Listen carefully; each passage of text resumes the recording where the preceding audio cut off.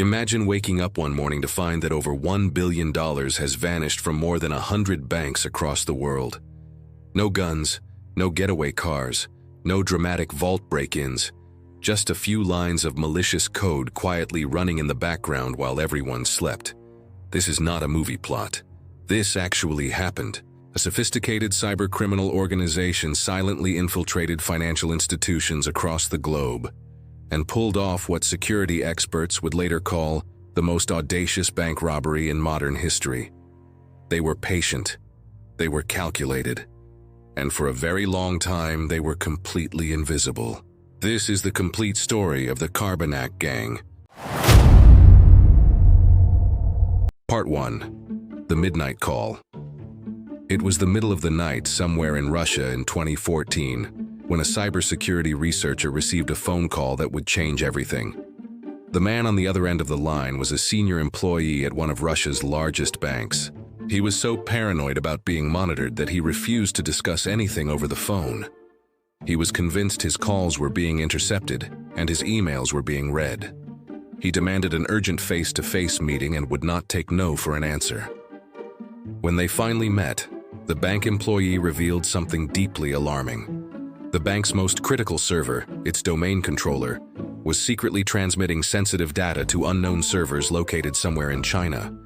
To understand why this was so terrifying, you need to understand what a domain controller actually does. Think of it as the master key of an entire organization. Whoever controls the domain controller controls everything connected to that network. Every computer, every account, every transaction, every single movement of money within that institution. Someone had gotten their hands on the master key of $1 billion bank, and nobody had any idea how long they had been there. Part 2. The investigation begins. The cybersecurity team immediately launched a full-scale investigation. They methodically examined every single device connected to the bank's internal network. Computers, phones, servers, everything. At first, they found absolutely nothing suspicious. The network appeared completely clean. Then one of the investigators noticed something strange. Several computers within the bank had remote access software installed on them. When the team asked bank staff about it, nobody could explain how it got there. Nobody had authorized its installation. One of the investigators decided to run an experiment.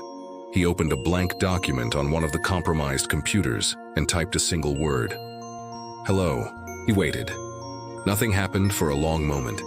Then the cursor began to move on its own. Words appeared on the screen that nobody in the room had typed. "Hello. You will never catch us." The hackers were watching in real time. They had been inside the bank's systems the entire time, and they knew the investigators were there.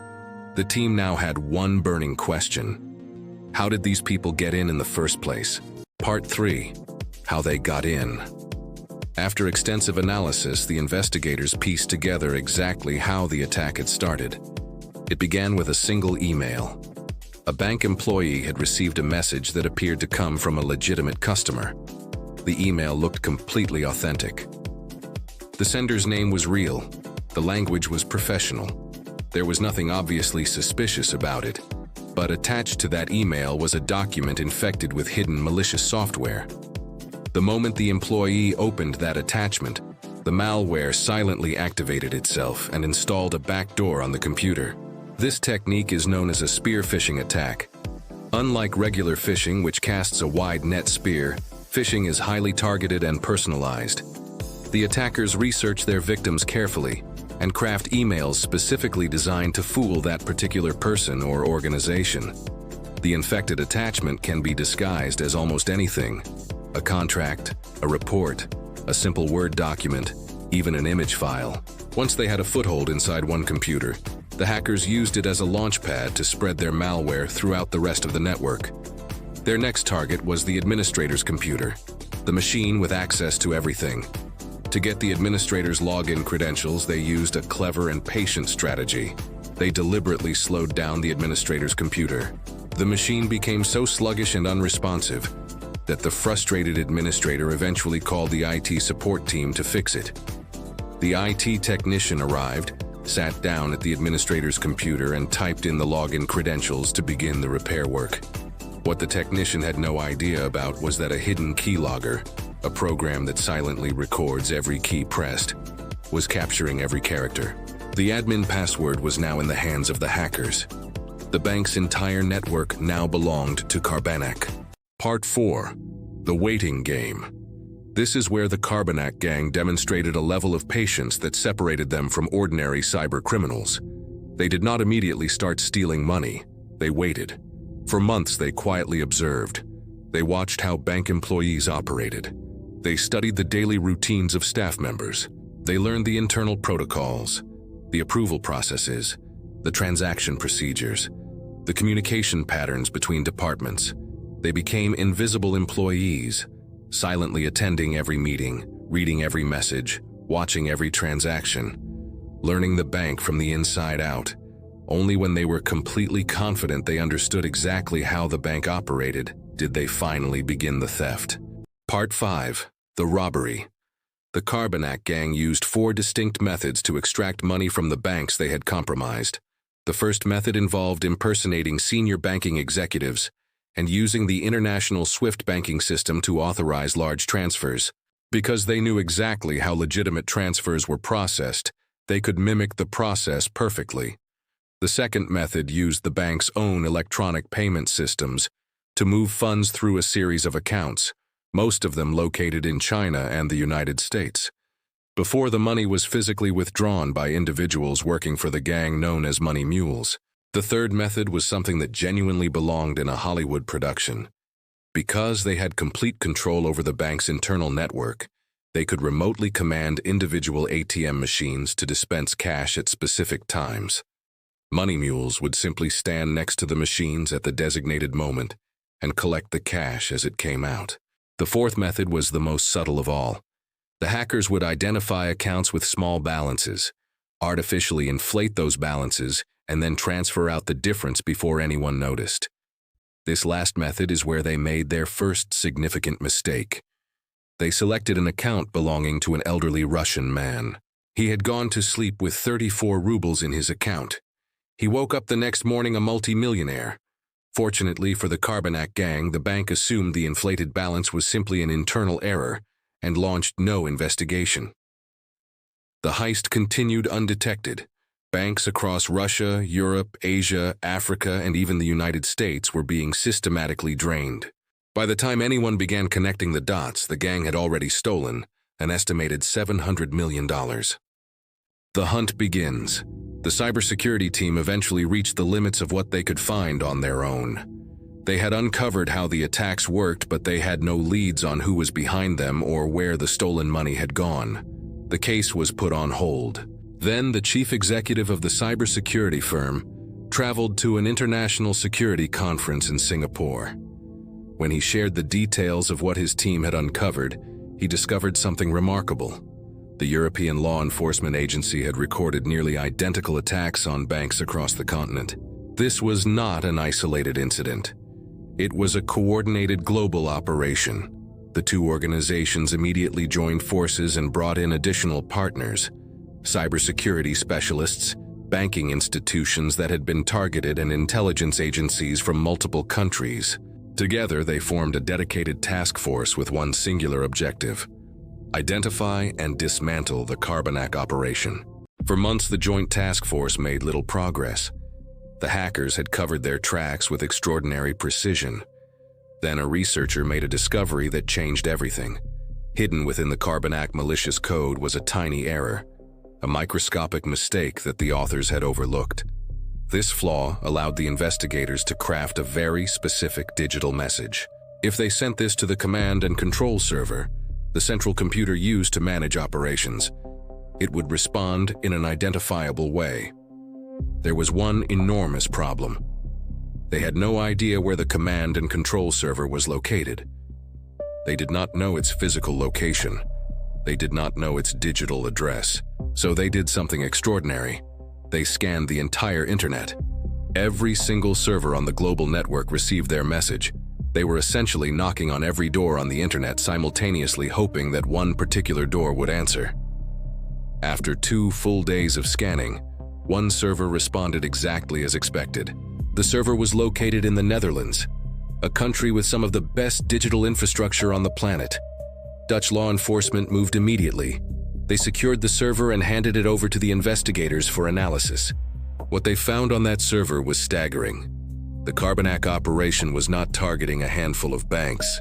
They had infiltrated financial institutions in dozens of countries. The scale of the operation was almost incomprehensible.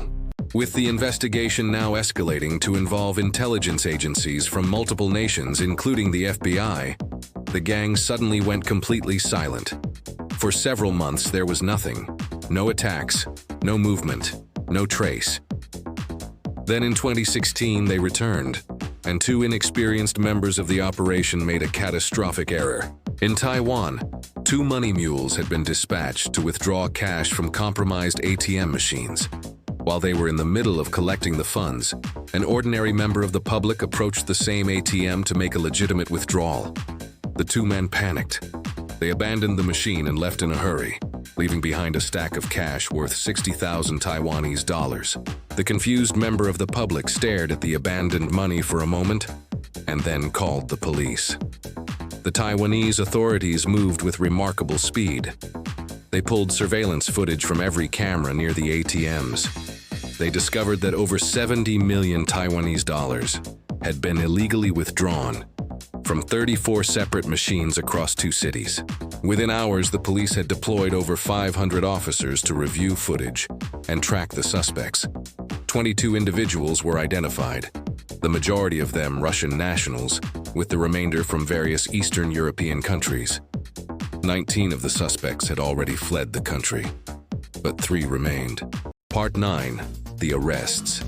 One of the remaining suspects was a Latvian national believed to be the local leader of the operation. When he saw his own face broadcast on national television, he made a decision. He drove to a mountainous area on the outskirts of Taipei, buried 2 bags filled with cash, and then fled toward a distant province hoping to disappear. The other 2 remaining suspects had stored their share of the stolen money in luggage lockers at Taipei's main train station. Shortly after they stored the bags, 2 associates arrived from Eastern Europe, collected the luggage and returned to their hotel. What none of them knew was that Taiwan's extensive network of surveillance cameras had been tracking their every movement. The 2 men went to the hotel restaurant for a meal. Plainclothes officers surrounded them. In a precisely coordinated operation, both men were arrested without incident. The alleged local leader was apprehended the same day. The Taiwanese police had achieved what no other law enforcement agency had managed. The first physical arrests connected to the Carbanak operation. Part 10. The leader is found. The trail eventually led investigators to Spain in 2018.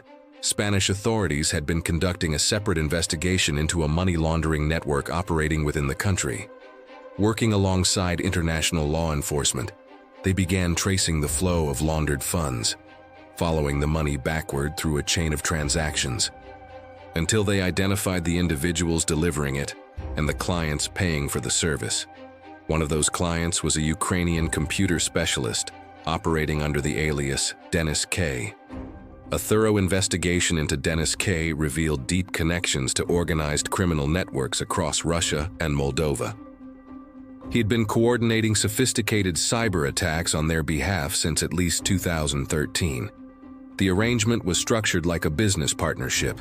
The criminal organization supplied the money mules while Dennis K. provided the technical expertise and received 40% of everything they stole. In 2018, Dennis K. and 3 associates were arrested in the Spanish coastal city of Alicante. When investigators searched their properties, they found luxury jewelry, 2 high-end vehicles, and 15,000 Bitcoin, worth approximately $150 million at the time of the arrest. The remaining $900 million has never been recovered. Dennis K. was widely considered to be the operational leader of Carbanak, but cybersecurity researchers believe he was only one part of a much larger and more complex organization that continues to operate today. The group did not disappear after the arrest. They simply reorganized, changed their methods, and continued operating under different identities. Known to the security community by names including Fan 7, Cobalt Spider, and several others. They are still active. They are still stealing. and they are still largely invisible. The Carbanak story forces us to confront an uncomfortable truth about the world we live in. The most dangerous criminals today do not need weapons or physical access to their targets. They need only patience, technical knowledge, and a single employee willing to open one email. One click, one document, $1 billion. The greatest bank robbery in modern history required nothing more than that.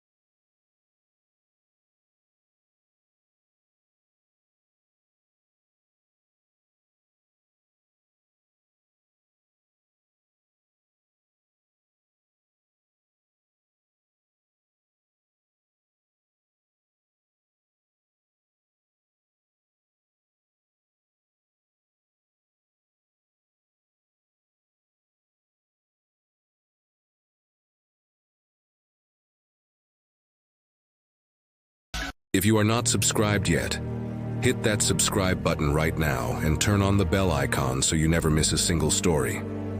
And if this video gave you something to think about, share it with one person who needs to see it.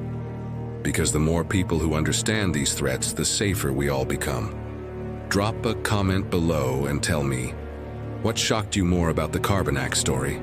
Was it the fact that one single email brought down over 100 banks? Or was it the fact that the people behind it are still out there right now, completely free, and still stealing? Let me know below. I read every single comment. This has been Cybercrime Files. Stay curious, stay safe, and we will see you in the next one.